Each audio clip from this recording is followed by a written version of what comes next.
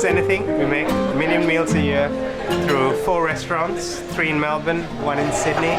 We have a food rescue operation called Food Without Borders. We have an inconvenience store that operates out of our Thornbury restaurant, which is a pay-as-you-feel grocery store.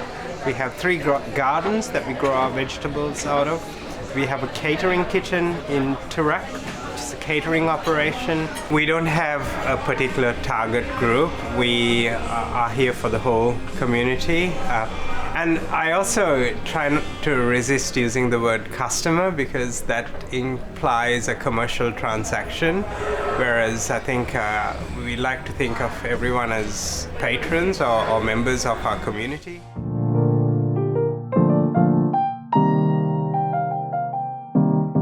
I think Lentils is a great place to go with friends, family, anybody.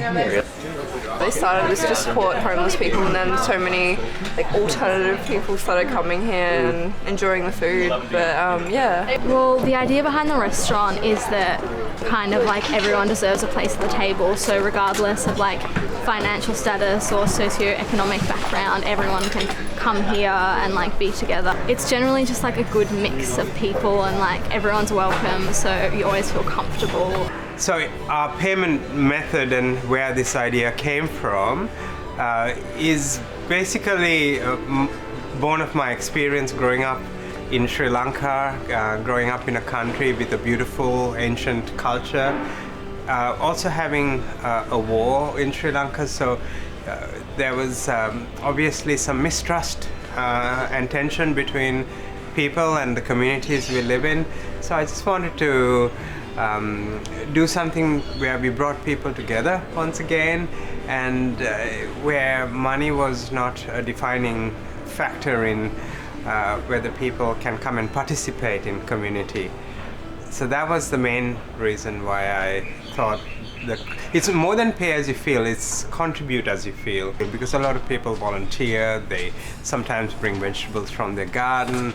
There are many different ways that people come and participate in this operation of providing for the community. Food is the basic, but there's a lot more that happens as well.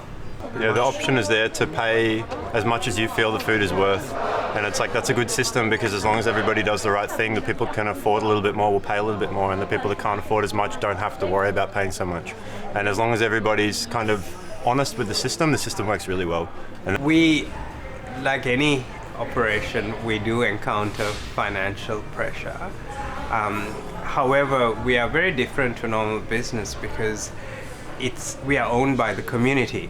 So there are not a single owner earning a profit, but it is basically the community coming together and contributing to provide for ourselves. And as a result, whenever we do have pressure, perhaps economic pressure, and we inform the community about it, the community generally increases their support for us. So I think it is a very good model that is very sustainable and is very solid in foundation. We have been operating now for 19 years. It'll be 20 years next year. And it's a good example where I think when we put people ahead of profits and we make sure that we practice our values as simply as possible, then I think it gives an opportunity for everybody to feel that this is relevant to their lives and it is something they want to be a part of. We have to live according to our ideals, so I define them and then try and reach for them, but also be adaptable to learning and continuously learning. I don't sit here thinking, oh, I know exactly what life is and this is how it's going to be. The truth is I don't, and people teach me every day and people challenge me every day, and most often I voice not my conclusions, but I voice my suspicions because I want to learn, bounce my ideas off people, especially young people like yourself who have not been completely degraded in your mind and brainwashed, and you're still holding on to your individuality and your sense of passion and curiosity. So you're here as a teacher, so I am your student.